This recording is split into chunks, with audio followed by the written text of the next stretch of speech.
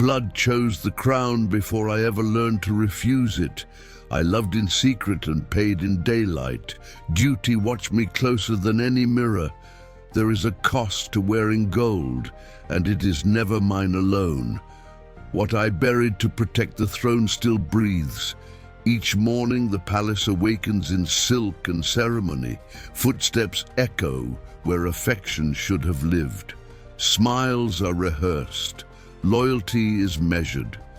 I learned early that love, in my world, must kneel or bleed. Family gathers beneath chandeliers, polished and watchful. Praise arrives wrapped in expectation. Reproach wears the face of care.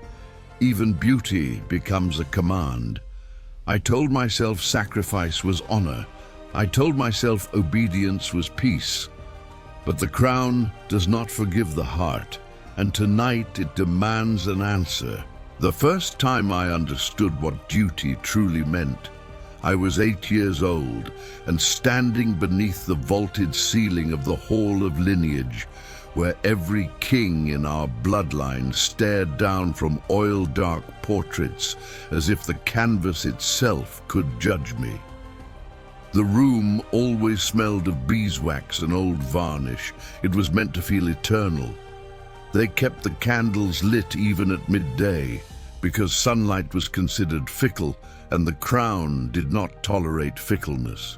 I remember how the flame glow turned the gilded frames into small fires around each painted face. Stern mouths, iron eyes, jeweled collars, hands resting on sword hilts as though they had never learned softness. My mother knelt beside me, her hair arranged in a glossy coil at her nape, black as a raven's wing and pinned with pearl combs. Her skin was pale in the candlelight, flawless in the way women in portraits always are, though I knew the palace demanded that flawlessness the way it demanded clean marble and obedient servants. "Do not fidget," she whispered, and pressed 2 fingers into my wrist, gentle yet unmistakably commanding. "Let them see your stillness." I tried. I truly tried. But my palm was sweating inside the small white glove they had forced upon me, and my heart hammered so loudly I was certain the whole hall could hear it. My father did not look at me. He stood before the dais, where the crown of Vera rested on its velvet cushion, gold so bright it looked almost liquid, set with rubies, the color of fresh blood. He was magnificent in the way only a monarch can be. Broad shoulders draped in midnight blue ceremonial cloth, a cape lined with fox fur, the clasp at his throat a heavy sunburst of diamonds. His profile had been chiseled by war and politics into something sharp enough to cut. Even his silence felt like a decree. "The blood chose," he said, voice carrying to the far arches, "and the blood is never wrong." I didn't know what that meant then, not fully. I only knew the hall grew colder every time he said it. I only knew that when he turned his gaze upon me, I felt as if I was being measured for a coffin. That day was meant to be a blessing, a small ritual, a family moment dressed in sacred pomp. The Archbishop wore his crimson stole, thick embroidery catching the candlelight. The court stood in tears, shimmering with jewels and velvet, faces powdered and composed. I stood with my little spine straight, my lips pressed tightly together, and I watched my father take a thin blade from the altar. He pricked his thumb. A single bead of blood appeared, bright and perfect. It slid slowly, as if reluctant to fall, and then touched the crown's gold. A whisper ran through the hall like wind through wheat. My mother's fingers tightened on my wrist. My father's eyes remained on the crown, not on me. "It recognizes us," he said, "as it always has. The archbishop murmured prayers. The court bowed. Everyone seemed relieved, as if the world itself had narrowly avoided chaos. And in that relief, I learned my first lesson. My life was not mine. Not in the way peasants owned their grief and joy.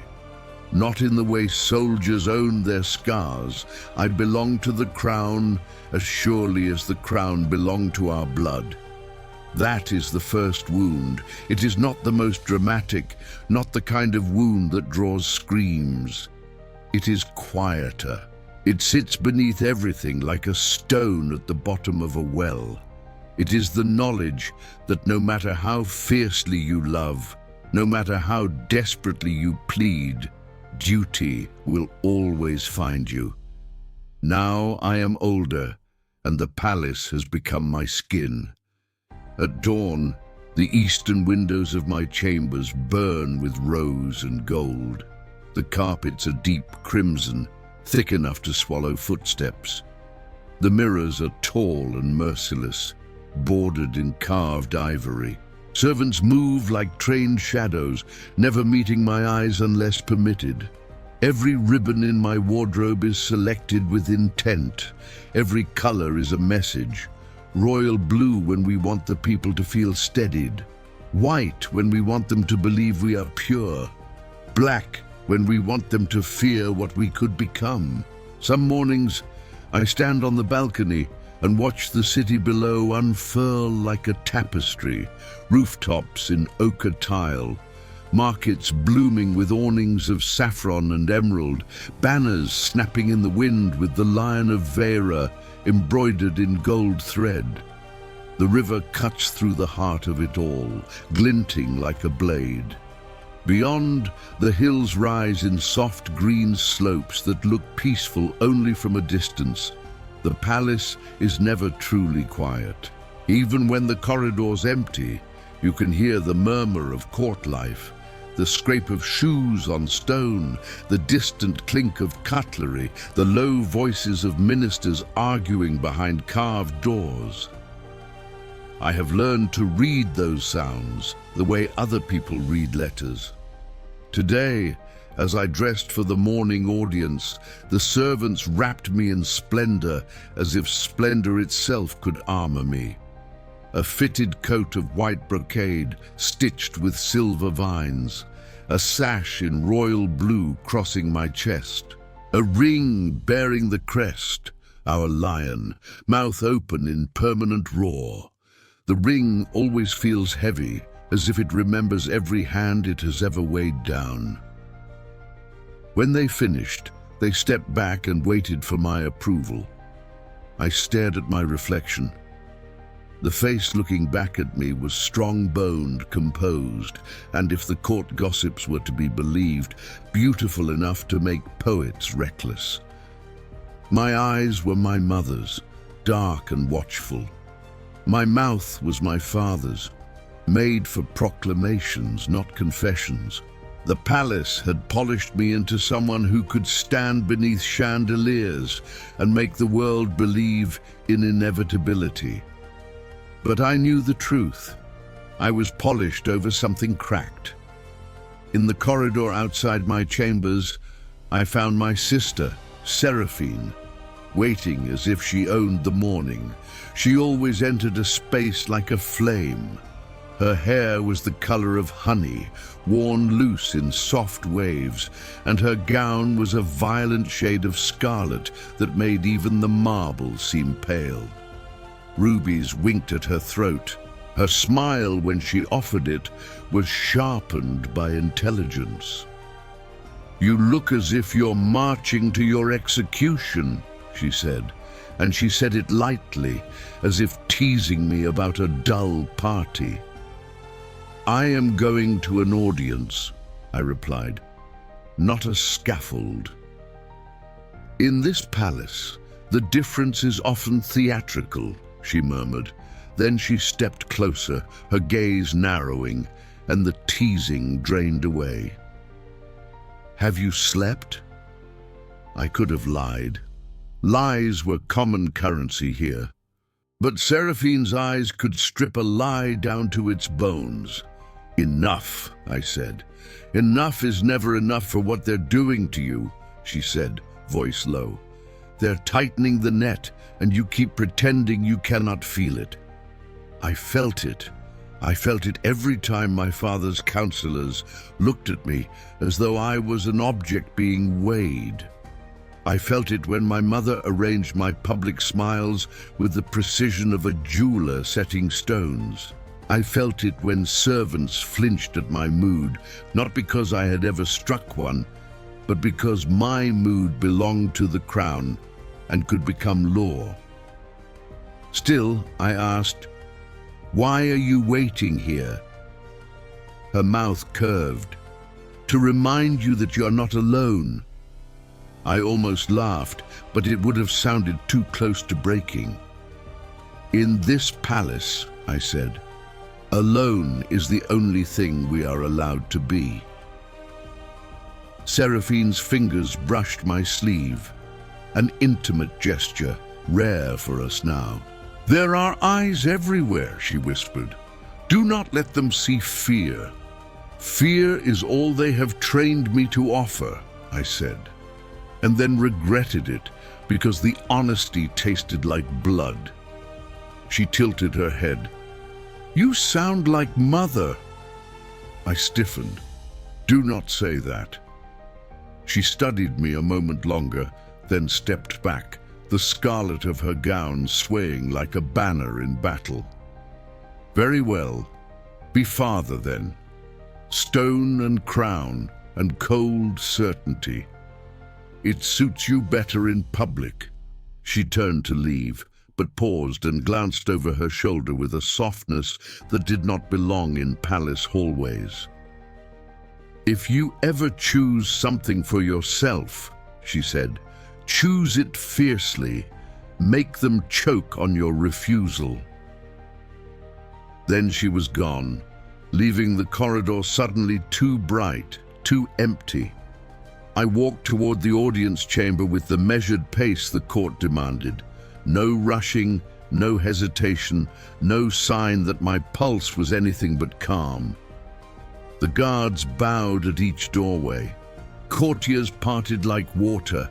I nodded as required, my expression controlled, my hands folded behind my back in the posture of restraint. Inside the audience chamber, sunlight poured through stained glass, painting the marble floor with colors, sapphire, emerald, amber, like spilled jewels.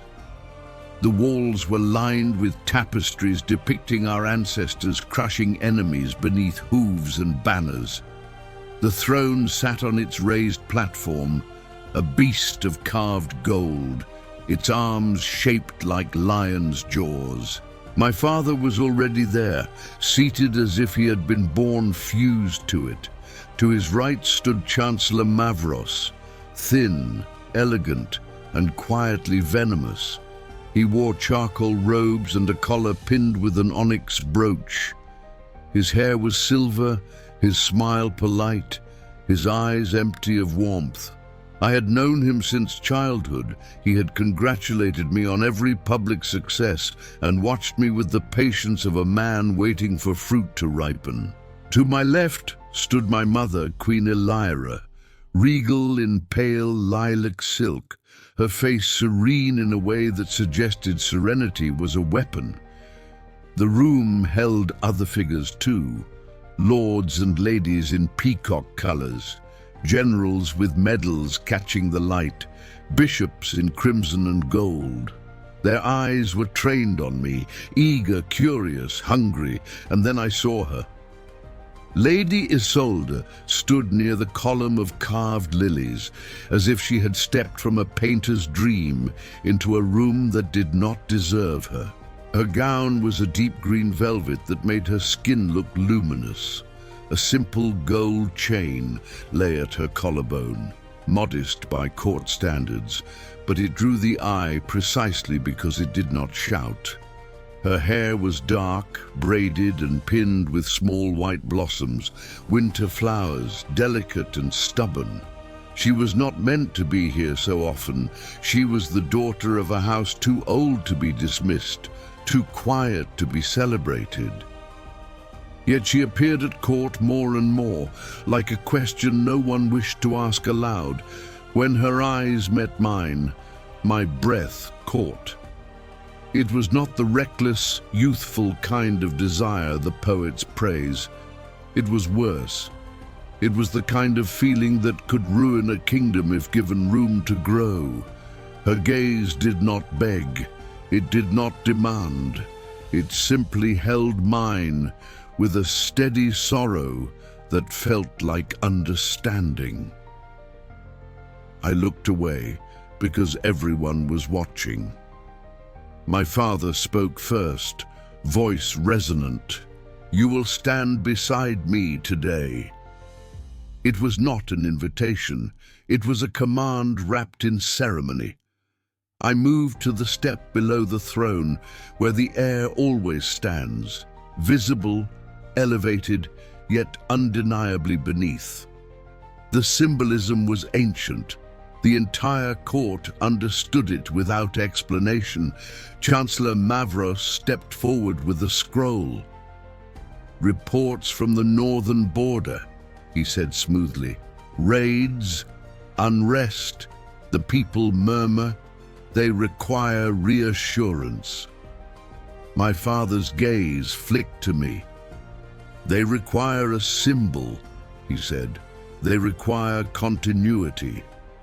I felt my mother's attention like a hand on the back of my neck, guiding my posture, my expression, my very air. My father continued, "You will begin the royal progress this season. You will be seen. You will be spoken of. You will—" His eyes narrowed just slightly. "Prepare." The word landed like a chain. Prepare for the crown, for marriage, for war, for whatever fate the blood had already written in ink no one could erase.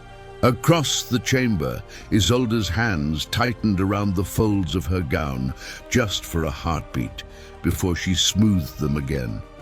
No one else would have noticed. I noticed because my heart had learned her language. Chancellor Mavros's smile turned faintly satisfied, as if he had watched this moment ripen and was pleased by the harvest. And I stood there in the stained glass light, wrapped in silver-threaded brocade, feeling the weight of a crown I had not yet worn pressing into my skull all the same. Duty, I thought, is not a virtue here. It is a verdict. I left the audience chamber with my spine straight and my face composed, because a prince is permitted neither tremor nor escape. The stained glass colors chased me across the corridor like mocking ribbons. Somewhere behind me, courtiers resumed their murmured judgments, those low voices that never ceased, like water forever wearing down stone.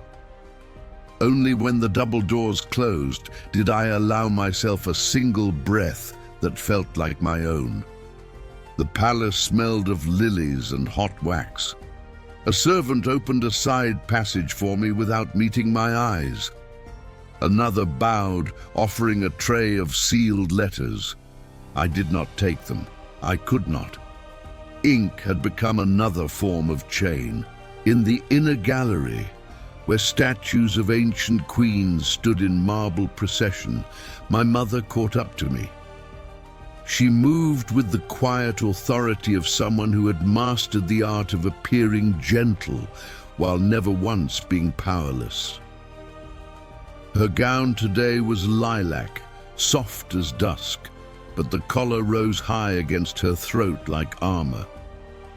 "Your expression was correct," she said, as if we were discussing the arrangement of flowers. "You did not flinch." I kept walking. "Is that what you wanted? A face?" "It is what you must give them," she replied. "The court feeds on weakness. If you offer it, they will carve it into you until you fit their desires." I stopped before the statue of Queen Mereth, the most famous of our ancestors. The sculptor had given her a crown and a child at her side, her marble hand resting on the boy's shoulder as though motherhood were a leash. The expression on her face was calm, calm enough to frighten. "You speak of them as if you are not part of it," I said. My mother's lips tightened almost imperceptibly. "I became part of it the day I was brought here," she said. "That is what marriage into a royal house means. You surrender your name, you surrender your body, you surrender your future, and you do it smiling. You sound as if you regret it." Her gaze snapped to mine, sharp, warning. "Regret is indulgence," she said. "It is a luxury for those who do not carry kingdoms in their veins." And there it was again.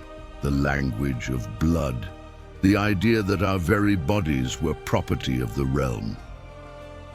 My voice lowered. "Father wants me to prepare." "Yes. For what exactly?" She held my gaze for a long moment, and the courtly mask she wore, so flawless, so practiced, shifted slightly, enough that I saw what lay beneath. Fatigue and something like fear that had learned to hide. "You know," she said finally. "You simply do not want to know." I wanted to ask her if she had ever wanted something else, if she had ever loved someone before my father, if she had ever looked at the crown and imagined throwing it into the sea. But in this palace, the wrong question could become a weapon in someone else's hand. So I said, "The royal progress begins soon." "It must," she replied. "The northern lords are restless. They respond to presence, not promises. They must see you. They must see you, not the person, the symbol." A soft laugh drifted from behind us, like silk slipping from skin. Seraphine emerged from the archway, gliding toward us with a confidence that made even the statues seem less alive. Today she wore sapphire, and the jewels at her ears caught the light with every step. Her beauty was undeniable in the way storms are undeniable. You could admire it, but it could still destroy you. "How touching," she said, stopping beside us. "Mother instructing our dear heir in the sacred art of being looked at." My mother's expression did not change. "If you have nothing useful to contribute, Seraphine." "Oh, I have something useful," Seraphine cut in, voice bright. "A warning. The court is already placing wagers, not on the progress, on your marriage." My stomach tightened. I did not move. "They have always speculated." "This is different," she said. "This is a feeding frenzy. And Chancellor Mavros is smiling like a priest beside a grave." My mother's eyes narrowed. "Do not speak his name carelessly."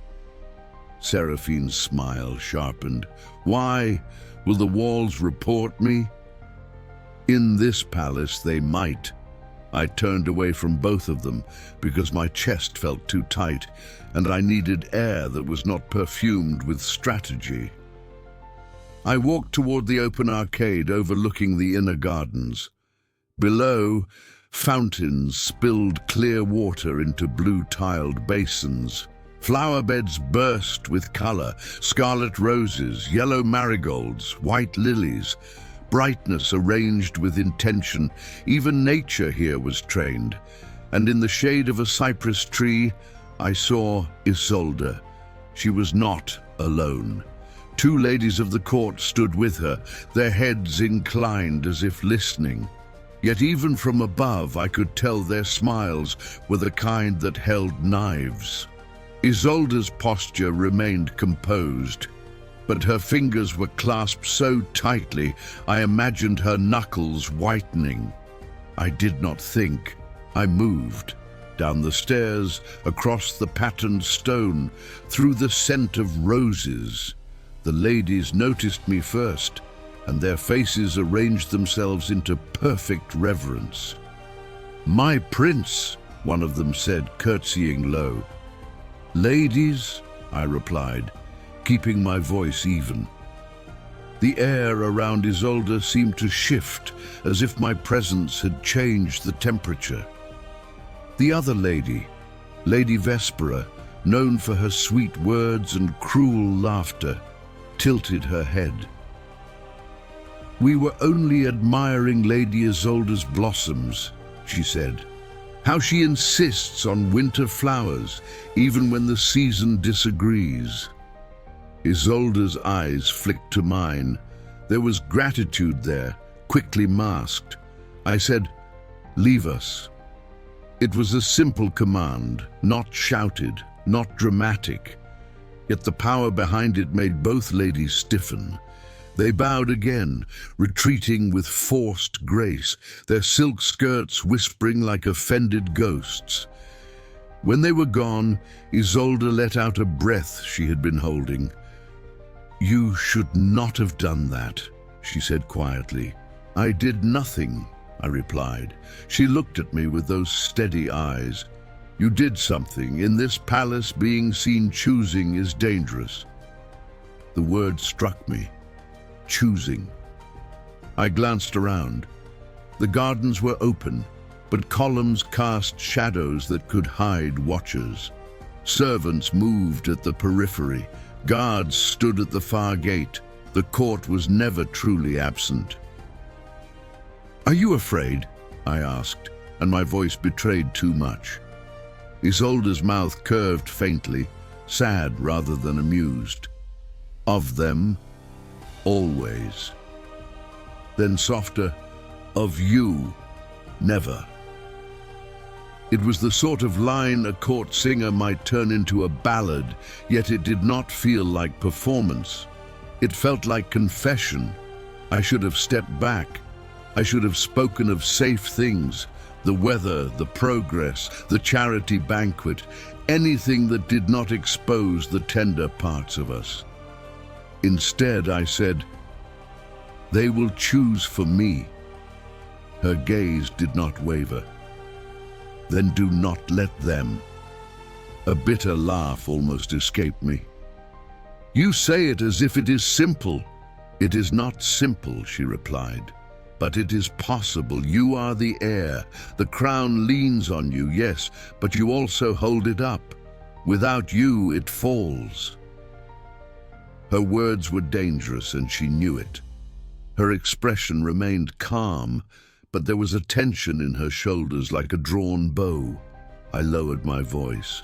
"If you speak like that and someone hears, let them hear," she said, and something fierce flashed in her eyes. "Let them learn that a prince can have a soul." That sentence hit me harder than any insult ever had, because it named what I had been trying to bury, the belief that my soul mattered even here. A gust of wind shook the cypress branches. Petals from nearby roses drifted down like drops of red. I stepped closer, too close for propriety. "Isolde," I said, the name tasting like something forbidden. She did not retreat. Her breath caught. Her hands trembled once before she forced them still, as if discipline could contain feeling. "I should not call you by your name," I murmured. "No," she agreed, voice barely audible. "You should not."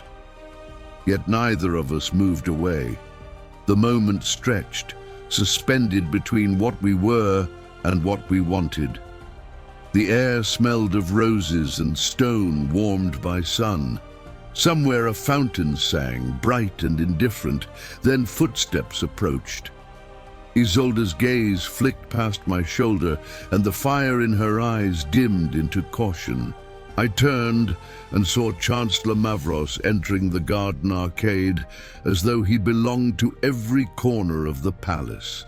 His robes were dark, his smile polished, his eyes two calm pools that reflected nothing. "My prince," he said, bowing just enough to be respectful without ever seeming humble. "Forgive the interruption." I felt my body harden instinctively, as if preparing for a blow. "Chancellor." His gaze slid to Isolde, lingering for a fraction too long. "Lady Isolde," he said smoothly. "How fortunate. I was just speaking with your uncle this morning. He worries the court will swallow you whole." Isolde's expression did not change, but I sensed her tighten. "My uncle worries too much." Mavros's smile widened slightly, almost fond. "In this palace," he said, "worry is merely wisdom in its earliest form." I hated him in that moment with a clarity that frightened me, because he spoke like a man who believed he could name the truth of anyone and make it stick. He turned back to me. "Your father requests you," he said, "at once." There was no urgency in his tone, which meant there was urgency in the message. I held his gaze. "What does he want?" Mavros's smile did not falter. "To speak of your future." "Of course." I glanced at Isolde. Her eyes held mine, and in them I saw everything we were not allowed to say. "Go," she whispered, barely moving her lips. "Do not let him see you hesitate." Because hesitation was blood in water. I inclined my head, forcing distance into my posture. "Lady Isolde." "My prince," she replied, the title returning like a wall between us. I walked beside Mavros back toward the palace, every step feeling like a retreat from warmth into cold marble. As we passed beneath the archway, he spoke softly, as if offering friendly counsel. "You are admired," he said, "more than you realize." "I do not need admiration," I replied. "No," he said, voice almost amused. "You need obedience. Admiration is merely the rope that makes obedience feel like devotion." My hands clenched, hidden by my sleeves. "Why do you tell me this?" He glanced at me with eyes that held no malice, only calculation. "Because I have served 3 kings," he said, "and every heir believes he can defy the shape of his inheritance. It is a charming phase." The corridor ahead seemed to narrow, the walls pressing in with their tapestries and portraits. The palace itself felt like a living thing closing around me. When we reached the doors to my father's private council chamber, Mavros paused. His hand rested on the carved handle, and he leaned closer, voice barely more than breath. "Blood chose the crown," he murmured, "and blood is impatient." Then he opened the doors, and I stepped into the room where my life would be discussed as if it were property. The council chamber was round by design, a deliberate cruelty. No matter where you stood, someone was always facing you. The walls were paneled in dark oak, carved with the victories of our line, burning cities, kneeling enemies, crowns taken by force and sanctified afterward by prayer. Above, a domed ceiling trapped voices and sent them back sharpened. My father stood at the center, not seated, his hands resting on the back of the high chair that symbolized command, even when unused. He wore no crown now, yet the room bent toward him all the same. Around the circular table sat the architects of my fate, generals with iron eyes, bishops with jeweled rings, lords whose wealth could buy loyalty, and whose loyalty could be sold again tomorrow. And at my father's right hand, as always, was Chancellor Mavros. "You are late," my father said. "I was summoned," I replied evenly. "I came," A test, then. Everything here was a test. He gestured for me to take my place at the table, not beside him, never beside him. Across, where I could be seen and weighed. When I sat, the chair felt colder than stone. "We will speak plainly," my father said. "The North is restless. The border houses test our patience. The people whisper, they need certainty." A murmur of agreement rippled through the room. Bishop Halvar leaned forward, his rings clinking softly. "Certainty comes from God-ordained order. The people must be reminded that the line is unbroken." General Calum snorted. "The people need bread and soldiers, not sermons." "Enough," my father said, and silence fell instantly. "Both matter."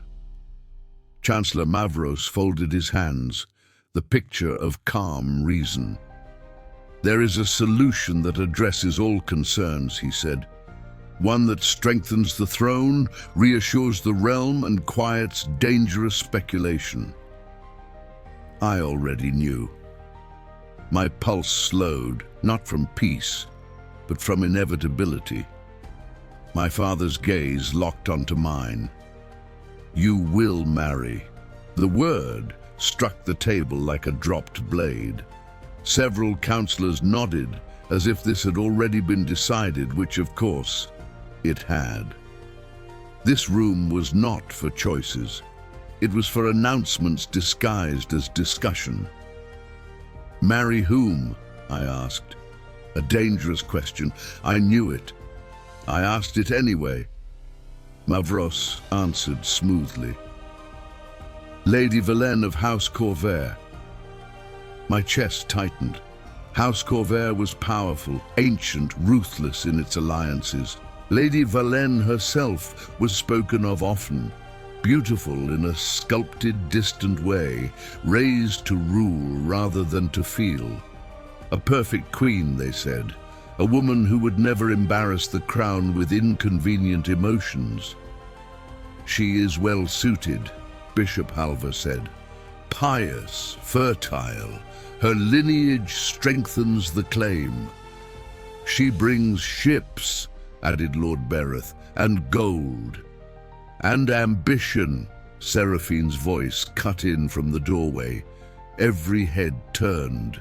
She stood there unannounced, luminous in ivory and gold, her chin lifted in defiance of every rule she had just broken. Guards hovered uncertainly behind her, clearly having failed to stop her. "This is a closed council," my father said coldly. Seraphine smiled sweetly. "Then perhaps you should have closed the doors more carefully." My father's jaw tightened. "Leave." "After I speak," she said, stepping inside as if she owned the floor beneath her feet. "You are discussing my brother's marriage as if he were a treaty with a pulse." "That is precisely what he is," Lord Bereth said with a scoff. I shot to my feet. "Enough." The room stilled again, slower this time, not from authority, but from surprise.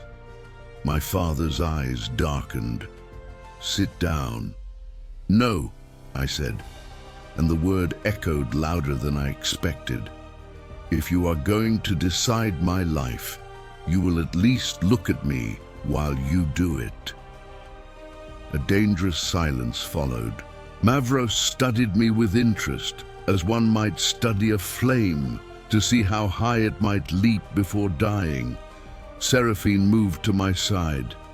"Tell them," she said quietly. "Tell them you are not a thing." My father's voice was sharp. "You will not be swayed by theatrics." "This is not theater," I replied. "This is my future." "Your future belongs to the realm," he snapped. "As mine did, as your mother's did." "And did that make you happy?" The question escaped me before I could stop it. A collective intake of breath. My father stared at me as if I had struck him. Not physically, but something in his eyes flickered, something old and buried. "Happiness," he said slowly, "is irrelevant." Mavros rose then, sensing the moment tipping. "Your Majesty," he said gently, "no one questions the sacrifice you have made, nor the necessity of asking the same of your heir. But perhaps the prince believes himself, otherwise engaged." His eyes slid toward me, sharp and knowing. I felt heat crawl up my spine. "Do not imply—" "I imply nothing," Mavros said. "I observe. The court observes. Proximity breeds stories." Seraphine stiffened. "You speak of Lady Isolde." A ripple of reaction, interest, disdain, calculation. "She is insignificant," Bishop Halva said dismissively. "She is dangerous," Mavros corrected calmly. "Not because of her house, because of her influence." I knew then. He had been watching, waiting. My father turned back to me. "Is there truth to this?" Every instinct screamed at me to deny it, to lie cleanly and efficiently, the way I had been taught. Instead, I said, "There is affection." The word was small. It did not deserve the weight it carried. Mavros smiled. "Affection," he repeated. "A charming indulgence. Unfortunately, indulgences have consequences." My father's hand slammed onto the table. "You will end it." Silence crashed down again, heavier than before. "I will consider my duty," I said carefully. "That was not a request," he said. Seraphine's hand closed around my wrist. "Father, enough!" he roared, and even the walls seemed to flinch. "You will leave us, now!" Seraphine held his gaze, defiant to the last. Then she looked at me, her eyes bright with fury and fear. "Do not let them erase you," she whispered. She turned and walked out, her footsteps ringing like a challenge. My father exhaled slowly, regaining control. "This council is adjourned," he said. "Chancellor Mavros will remain." One by one, the others filed out, their looks lingering on me like verdicts. When the doors closed, the room felt smaller, more intimate, more dangerous. Mavros approached me, his hands clasped behind his back. "You see," he said softly, "this is why love is inconvenient. It gives others leverage." "You orchestrated this," I said. He did not deny it. "I anticipated it." My father turned away, staring at the carved wall as if seeking guidance from dead kings. "You will marry Valene," he said. "The announcement will be made after the progress." "And Isolde?" I asked. Mavros answered before my father could. "Lady Isolde will be removed from court, quietly, for her own protection, of course." Cold spread through my chest. "You will not touch her," I said, my voice low and shaking with something close to violence. Mavros's smile faded just slightly. "You forget your position." "No," I said. "I remember it too well." My father turned back to me, his expression carved from stone. "You will choose duty," he said, "or you will force my hand." The words hung between us, heavy with unspoken threat. I looked at the table, at the carved victories, at the weight of centuries pressing down on my shoulders. I thought of Isolde in the garden, her quiet courage, of Seraphine's fire, of my mother's surrendered eyes, and I realized something terrible. The crown did not care what it destroyed, as long as it endured. "I hear you," I said finally. Relief flickered across my father's face. Mavros inclined his head, satisfied. But inside me, something ancient and dangerous began to wake. The northern wind arrived before the banners did. It crept through the palace corridors at night, slipping beneath doors, rattling shutters, carrying with it the scent of iron and damp earth. The servants whispered of it as if it were an omen rather than weather.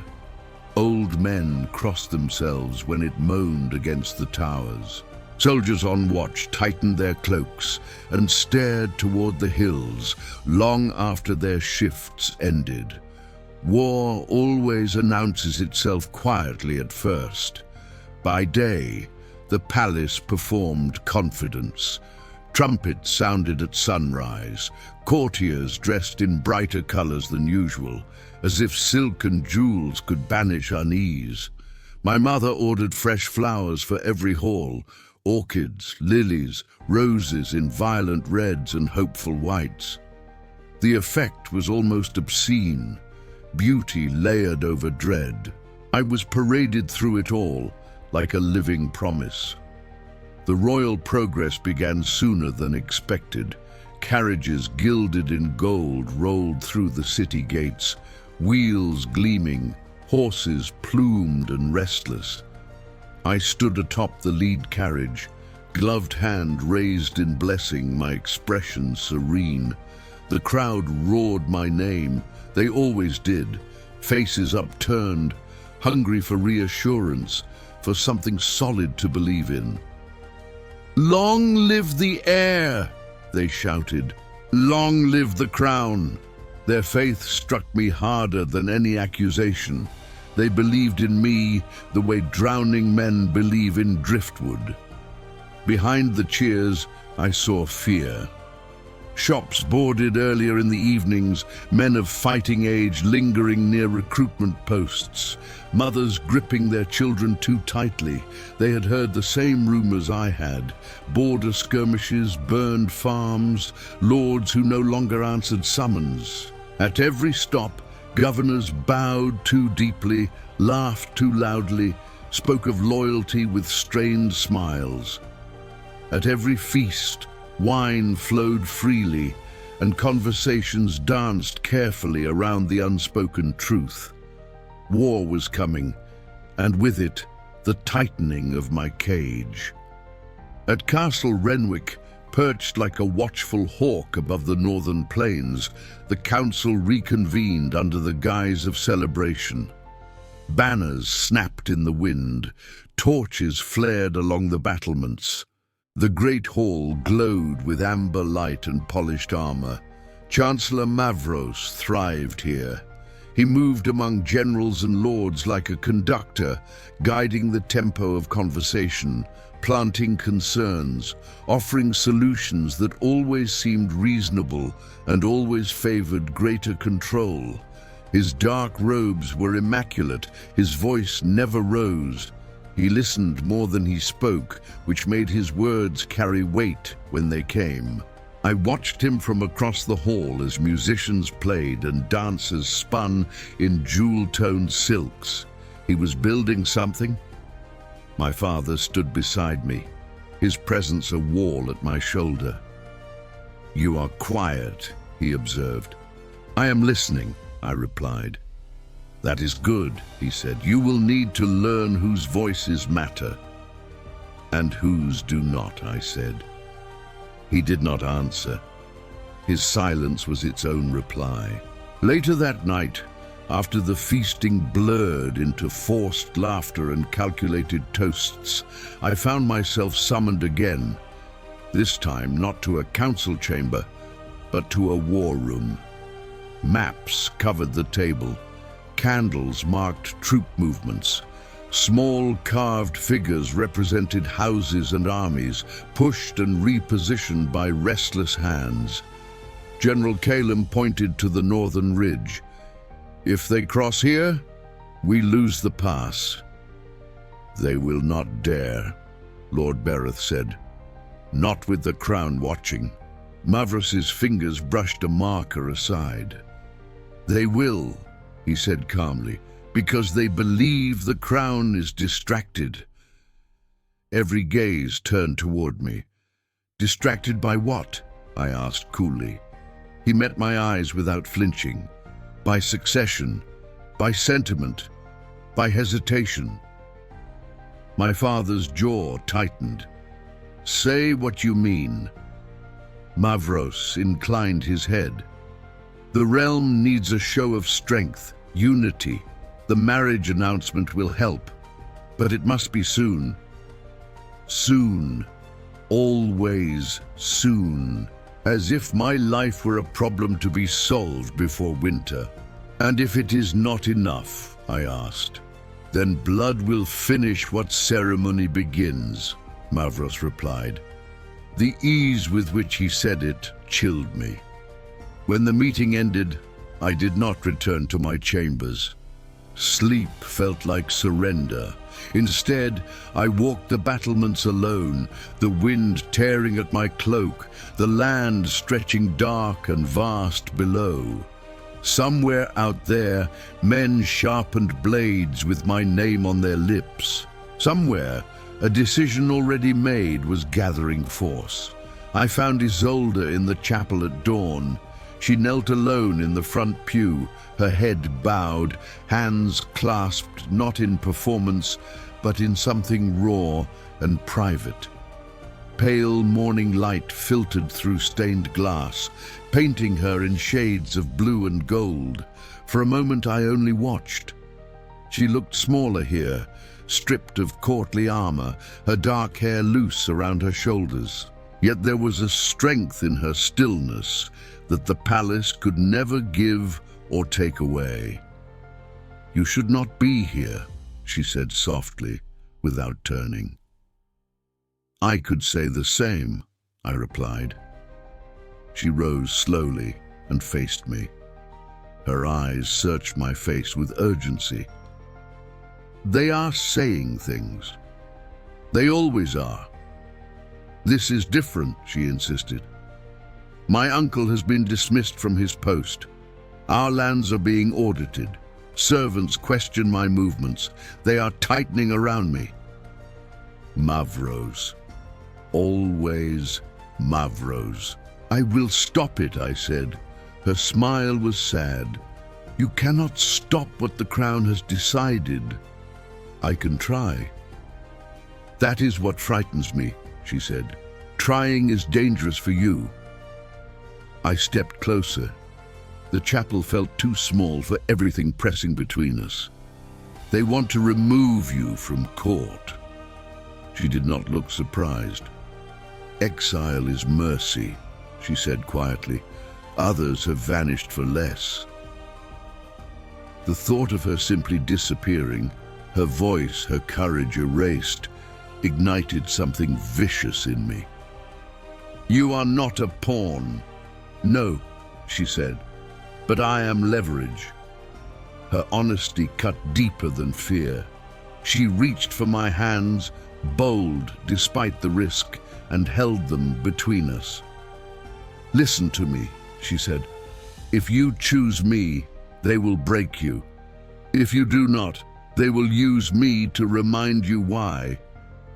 "What are you saying?" My voice was hoarse. "I am saying you must survive," she said, "even if it costs us." The word "us" hung heavy. "I do not want a crown built on your absence," I said. She lifted her hand and touched my cheek, a single fleeting caress that felt like a farewell. "Crowns are built on absence," she said, "of innocence, of freedom, of love." Footsteps echoed outside the chapel. She withdrew instantly, composure snapping back into place just as the doors opened, and Chancellor Mavros entered, his expression politely apologetic. "My apologies," he said. "I did not mean to interrupt prayers." His gaze flicked between us, cataloguing everything. "I was leaving," Isolde said. "So am I," I said. Mavros smiled. "Excellent, Your Highness. Your father requests you. There has been news." The word tasted of blood. In the corridor, he walked beside me, unhurried. "The Northern Lords have declared open resistance," he said. "They march by night." "And you sound pleased," I replied. "Prepared," he corrected.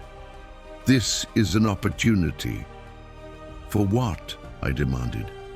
"For consolidation," he said. "War simplifies loyalties. It forces choices." We reached my father's solar, and Mavros stopped me with a hand on my arm. Too familiar, too bold. "One more thing," he said softly.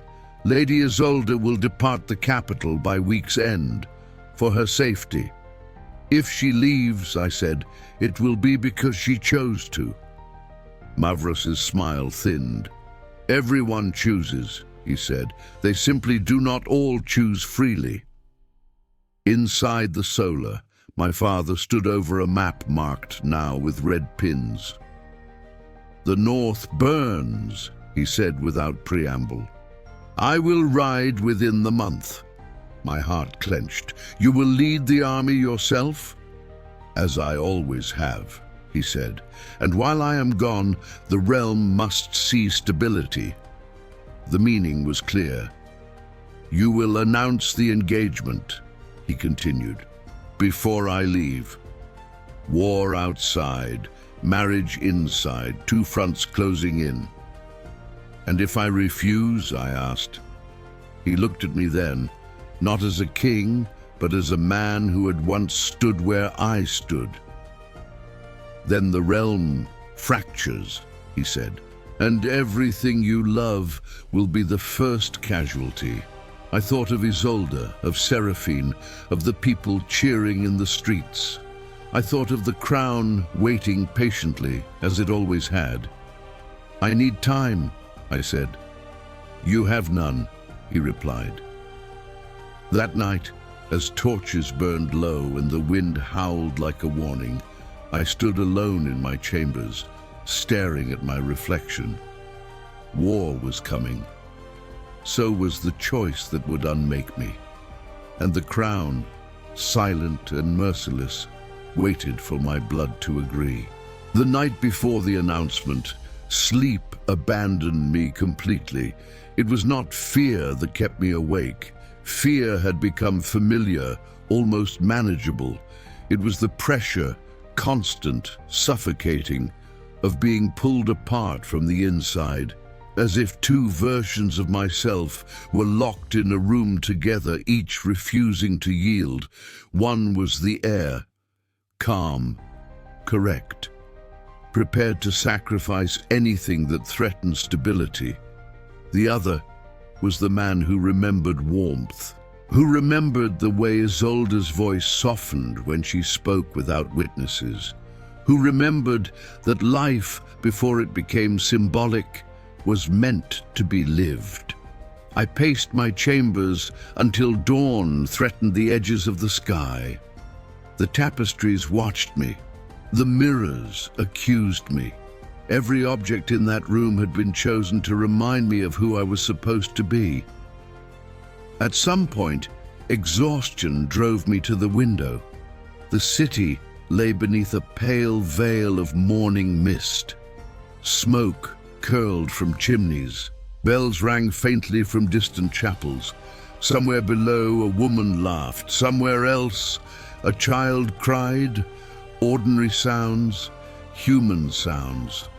I wondered when I had last been allowed to be ordinary. A knock came at the door. Soft, careful. "Enter," I said. My mother stepped inside. She had not yet dressed for court. Her hair was loose, streaked with silver I had never noticed before. Without jewels, without silk armor, she looked suddenly fragile, still beautiful, but real in a way the palace rarely permitted. "You did not sleep," she said. "Neither did you." She closed the door behind her. I came because today will be unbearable if I do not. I turned to face her fully. Did you ever love him? The question hung between us, stark and unadorned. She inhaled slowly. Once, she said, in the way young women are taught to mistake for love. And after, she replied, I learned duty, and I learned how to survive it. I felt something collapse in my chest. Is that what you want for me? Her eyes shone. I want you alive. At what cost? She stepped closer, reaching for my face, hesitating before touching it. You believe love is enough to protect you. It is not. Love makes you visible, and visibility is fatal here. I am already visible, I said. They see everything. They see the crown, she corrected, not the man. I laughed softly without humor. Then perhaps I should disappear. Her hand dropped. Do not say that. Why not? I demanded. Because it frightens you. Because it threatens the order you surrendered to. She flinched, and guilt followed instantly. I lowered my voice. I am sorry. She shook her head. No, you are honest. That is more dangerous than cruelty. A servant knocked, louder this time. The palace was waking. The machine was moving. My mother straightened, the queen returning to her spine. It is time, she said. The court gathers in an hour. When she turned to leave, she paused at the door. If you break today, she said quietly, they will not forgive it. They will never stop punishing you for it. The door closed. I sank into the chair by the window, my hands trembling despite my efforts to still them. I had faced generals without blinking. I had stood before crowds chanting my name. Yet the idea of standing beside a woman chosen for me, smiling as if my heart were not being buried alive, felt unbearable. I needed air. I slipped from my chambers through a servant's corridor, ignoring the startled looks, my cloak thrown over simple clothes. The palace gardens were nearly empty at this hour. Dew clung to petals. The fountains whispered. I knew where she would be. Isolde stood by the winter flowers, the stubborn white blooms she favored, their petals fragile and defiant against the season. She turned when she heard me, surprise flashing across her face, quickly replaced by concern. You should not be here, she said again, as if the words could protect us. I cannot do this, I said. Her breath caught. Then do not. They will destroy you, I said. They will call it necessity. They already are, she replied. Just more slowly. I took her hands, not caring who might see. Come with me, I said. Leave, today.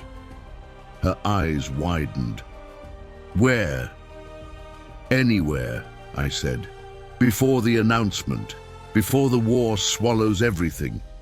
She shook her head, tears gathering despite her composure.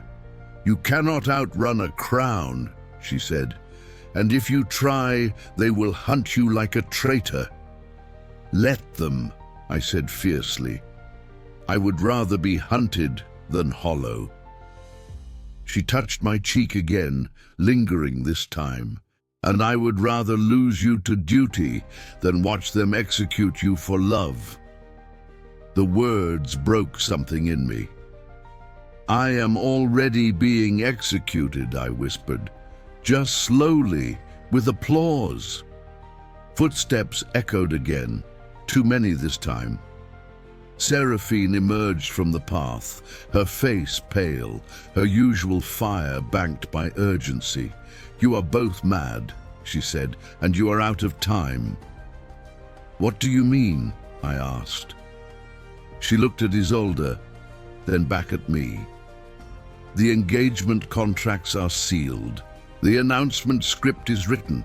Father has already sent riders to House Corvair. Isolde's hand slipped from mine. And, Seraphine added, voice lowering, Mavros has arranged for Isolde's departure, not exile, a convent, remote, silent. My vision blurred. He cannot do that. He already has, Seraphine said. The order is signed. Isolde straightened, dignity snapping into place like armor. Then it is done. No, I said, it is not. Seraphine grabbed my arm. Listen to me.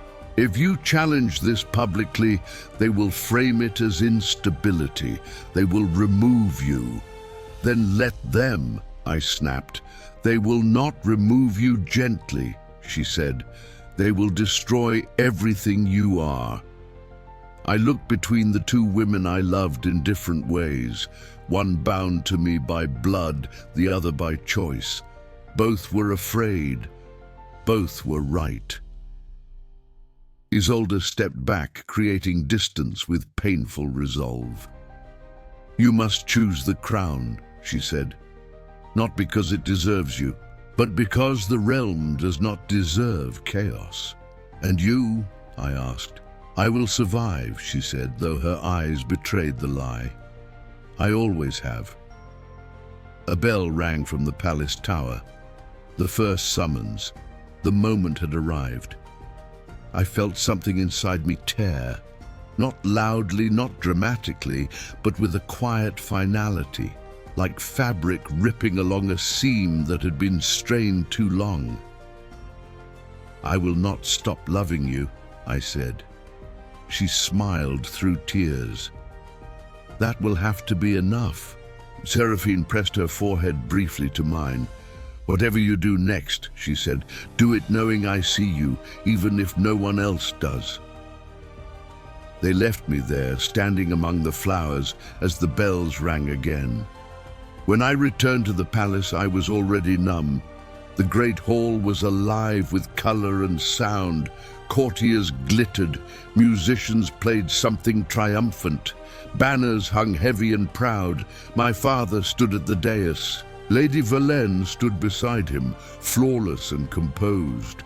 Her beauty sharp and distant, her eyes assessing me like territory. Chancellor Mavros caught my gaze and inclined his head. Approval. I walked forward. Each step felt like betrayal. When I reached the dais, my father placed a hand on my shoulder, heavy, possessive. Speak, he said.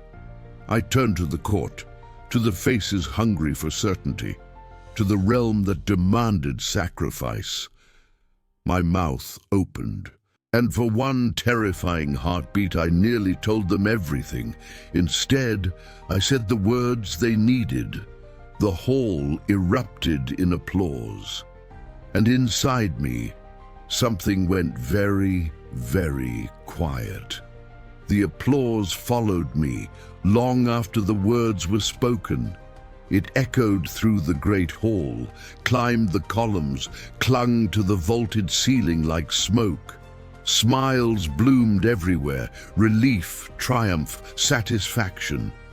The court celebrated as if a famine had been averted, as if a war had already been won. Lady Verlaine accepted congratulations with practiced grace. Her hand rested lightly on my arm, cool and precise, a gesture rehearsed to signal unity. Her beauty was undeniable, smooth, sculpted, immaculate. She looked like a queen carved from intention rather than flesh. My father watched from the dais, his expression unreadable, though something in his shoulders eased. He believed the crisis contained. He believed the crown had prevailed.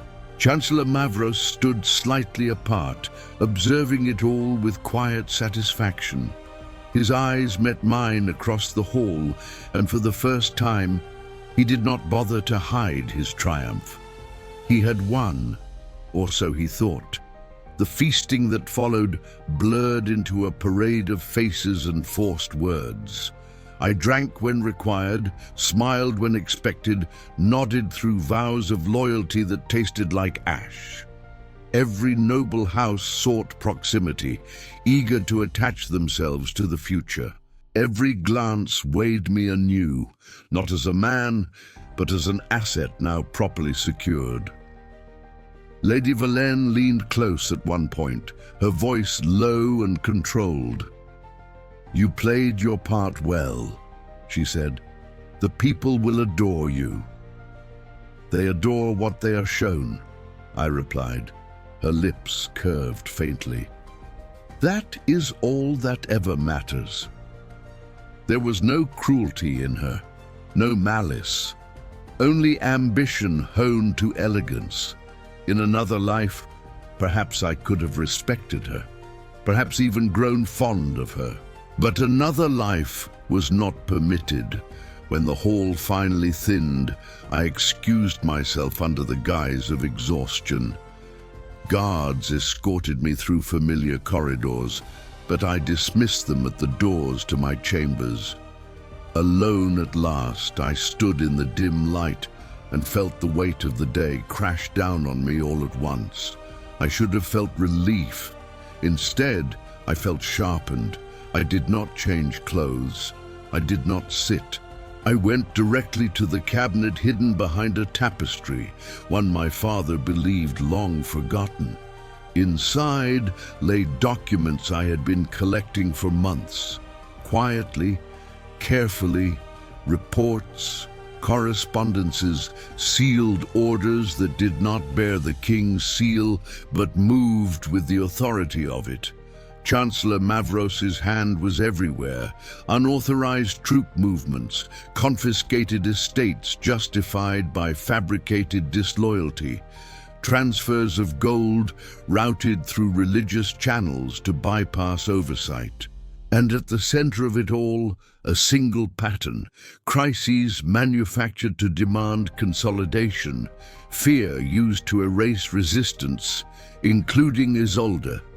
The convent order bore Mavros's signature, not my father's. That mattered. I folded the papers and left my chambers once more, moving through the palace with purpose. The guards recognized my stride and did not question it. Heirs were allowed to wander.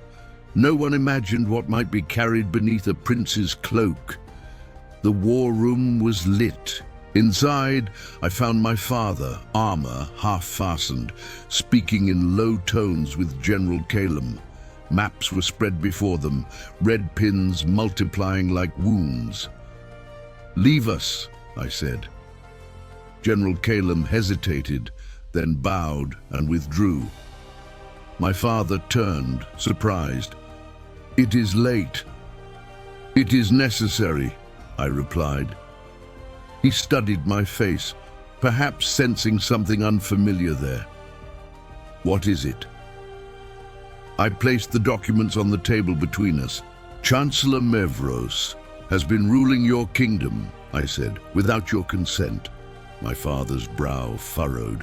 He picked up the papers, scanned them quickly. I watched his expression change, not to rage, but to something colder, something wounded. "These are serious accusations," he said. "They are evidence," I replied. "He engineered the northern unrest. He seized lands under false pretenses. He ordered Isolde's removal without your seal." At her name, my father's jaw tightened. "You should not concern yourself with that woman."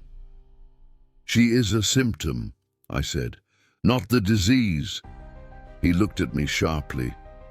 "You speak boldly."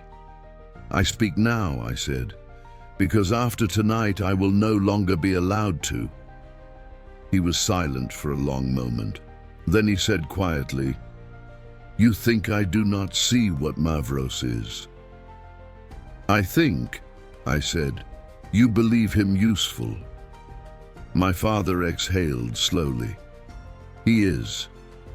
And when he is finished using you," I pressed, When the war cements his power and the crown becomes a symbol, he controls rather than serves.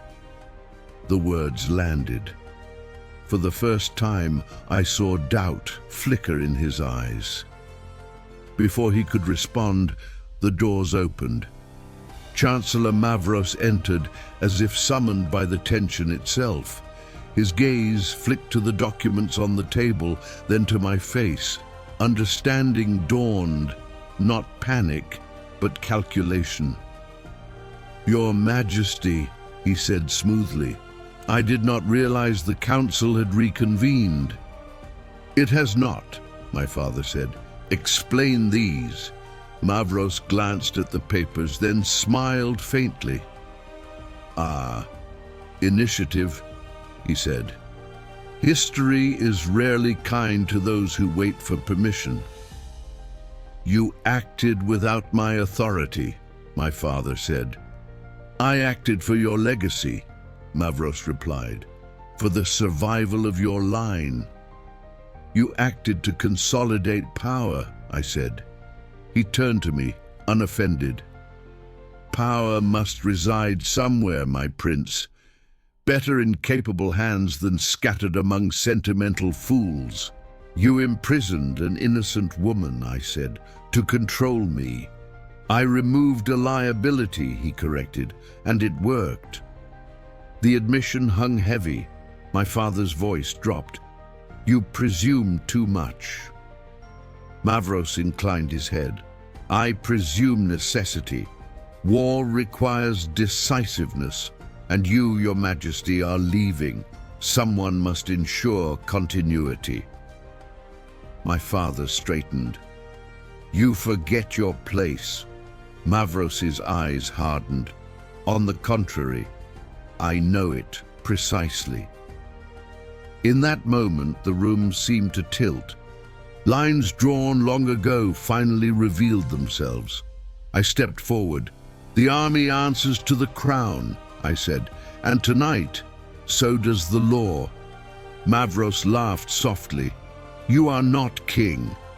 "No," I said, "but I am heir, and you have underestimated how much that allows." I turned to my father. "Order his arrest."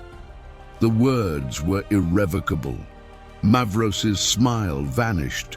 "You would tear apart the machine holding your kingdom together," he said sharply. "For what?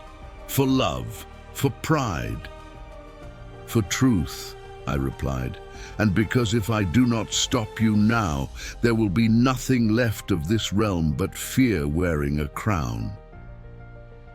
The guards outside shifted, sensing the tension. My father looked between us, between the man who had kept his kingdom intact through ruthless efficiency and the son who threatened to unravel that certainty. Then he spoke. "Chancellor Mavros," he said slowly, "you will surrender your authority and submit to inquiry." For the first time, Mavros faltered. "This is a mistake," he said. "You are choosing weakness." "I am choosing my blood," my father replied. The guards entered at a signal. Mavros backed away, disbelief flashing into fury. "You think this ends with me?" he said to me. "You have declared yourself. They will never stop testing you now." "I know," I said. As he was taken, he looked at me one last time, hatred naked and unashamed. "The crown will break you," he said, just as it broke him. The doors closed behind him. The room felt suddenly vast and empty. My father sank into his chair, years pressing into him all at once. "You have changed everything," he said. "Yes," I replied, "including myself." He studied me long and hard. "You chose confrontation. There is no return from that." "I know," I said. Outside, horns sounded faintly. The army preparing to move. War would still come. The marriage would still bind me.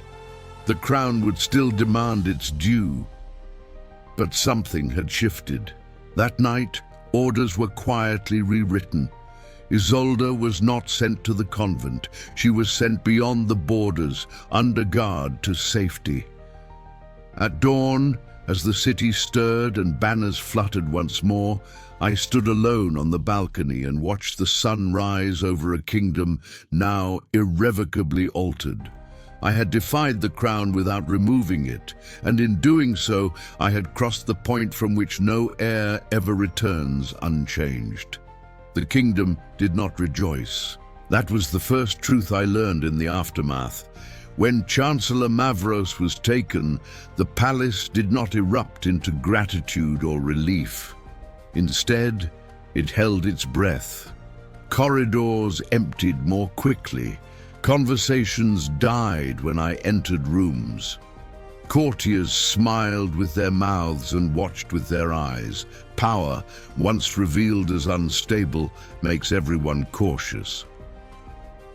My father rode north 3 days later. The departure was ceremonial. Banners lifted, armor gleaming, priests blessing steel, but beneath it ran a current of unease. The army marched under a sky bruised with cloud, and as the gates closed behind them, I felt the full weight of what had been left behind. The capital was mine, not officially, not yet, but in truth. Lady Verlaine moved into the East Wing that same week.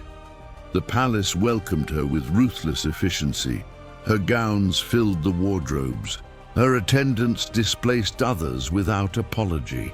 She adapted instantly, learning routes, schedules, names. She was not cold, she was focused. "We will be watched more closely now," she said one evening as we dined alone. The long table between us a symbolic distance neither of us attempted to close. "Your decision with Mavros unsettled the court."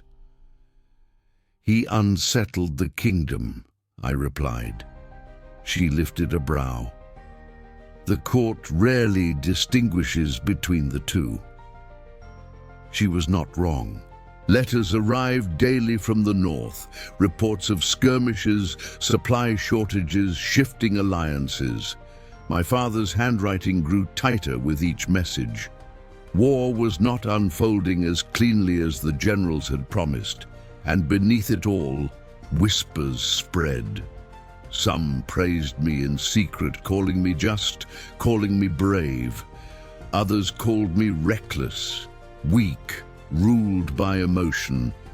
The most dangerous whispered that I had tasted power and would want more. Seraphine visited me often, too often perhaps. She had always danced on the edge of impropriety, but now she seemed determined to test how far that edge could stretch. "They are choosing sides," she told me one night, perched on the arm of my chair, her sapphire gown spilling like ink. Quietly, smiling, but choosing. "Let them," I said. "I have no intention of purging half the court to soothe my pride." She studied me. "You sound tired." "I am." She softened. "You saved her." I looked away. "I delayed her suffering. That is all." Seraphine slid down from the chair and crouched before me, her voice dropping. "Do not diminish what you did. In this palace, mercy is rebellion." I almost smiled. Almost. Weeks passed. The war dragged on. The court adapted, as it always did, finding a new equilibrium around the absence of Mavros. Smaller men filled the vacuum, eager, cautious, less competent. Power fragmented, decisions slowed, and with each delay, the cost rose. Then the letter came. It was not sealed with my father's crest. It bore the mark of House Corvair. Lady Verlaine read it first. I watched her eyes move across the page, her expression tightening almost imperceptibly. "They are withdrawing support," she said. I felt a cold clarity settle over me.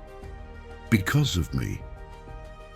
"Because you demonstrated unpredictability," she replied. "They fear a future king who acts without consensus. They fear a king they cannot control," I said. She did not disagree. That night, riots broke out in the lower districts. Bread shortages, anger fed by rumor. The guards contained it, but barely. Fires burned until dawn. In the morning, a courier arrived from the north. My father had been wounded. The news struck the palace like a physical blow. The court gathered in silence. Prayers were ordered. Messengers sent. The realm tilted toward uncertainty. I did not cry. I could not afford to. I stood before the council that afternoon and issued orders with a voice that did not tremble. Reinforcements, supplies, a rotation of command. They listened now in a different way, not with obedience, but with appraisal, as if measuring a crown not yet placed. Lady Verlaine watched from the edge of the chamber, her face composed. Later, when we walked together through the Gallery of Queens, she spoke. "You will be king sooner than you think," she said. "If he dies," I replied. "When?" she corrected gently. "War does not return men unchanged, even when it returns them alive." Her honesty startled me. "You do not fear that?" I asked. "I fear irrelevance," she said, "and irrelevance is the one thing you will never be allowed." That night, alone, I finally allowed myself to read the letter I had kept hidden beneath my mattress for weeks. Isolde's hand was unmistakable. She wrote of mountains and quiet villages, of safety that felt unreal, of waking without dread. She did not speak of love. She spoke of survival, of gratitude, of hope that I would endure what she had escaped. At the end, a single line burned into me. "You chose the crown and it spared me. I will live with that choice." I folded the letter carefully. Outside my window, the city burned with torches as patrols marched through the streets. The people slept uneasily. The war bled the land. The court sharpened itself around me.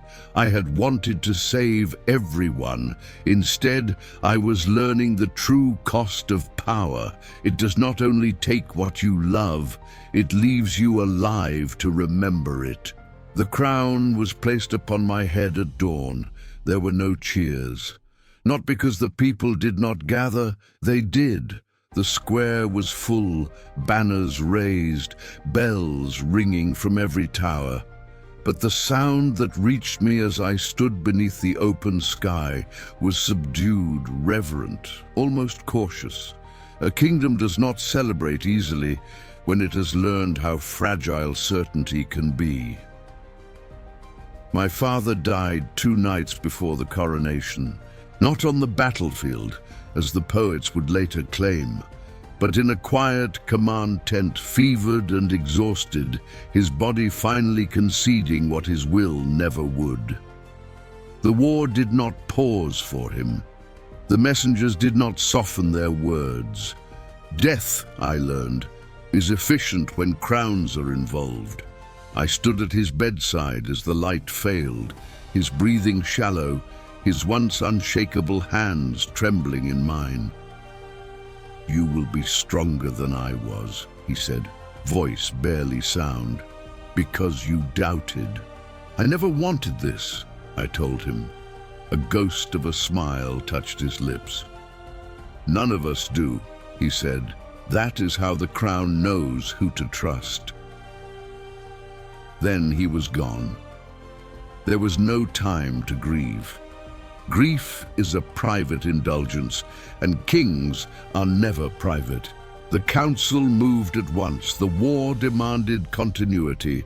The people demanded a face to believe in. The crown, ancient and patient, demanded its next bearer. So I stood before the archbishop as sunlight struck gold and gemstone, and I knelt. When the crown touched my brow, it was colder than I expected. Heavier too, not physically, though it was, but in the way memory carries weight. Every king before me pressed down through it. Every choice, every bloodline sealed not by love, but by necessity. I rose to my feet as the king of Vera, and in that moment I understood something with terrible clarity. The crown had not defeated me. It had waited for me to defeat myself. The days that followed blurred into a discipline of survival. Decrees signed, envoys received, sentences passed that would shape lives I would never see. I learned to measure words the way generals measure terrain. I learned when to show mercy and when to withhold it so that mercy would still mean something. Lady Valene became my queen within the month. Our union was flawless in form. The court approved. The realm exhaled. She wore the crown as if she had been trained for the weight since birth, which, in truth, she had. We were not cruel to one another. We were precise. Over time, a kind of respect formed between us. Not love, never love, but an understanding that we were bound by the same prison, walking its halls from opposite directions. "You are not weak," she told me once, watching me sign a death warrant with steady hand. "Weak men hide from consequence. You endure it." I did not tell her that endurance was not virtue. It was habit. Seraphine left court the following year. Officially, she married a southern duke and retreated to his lands.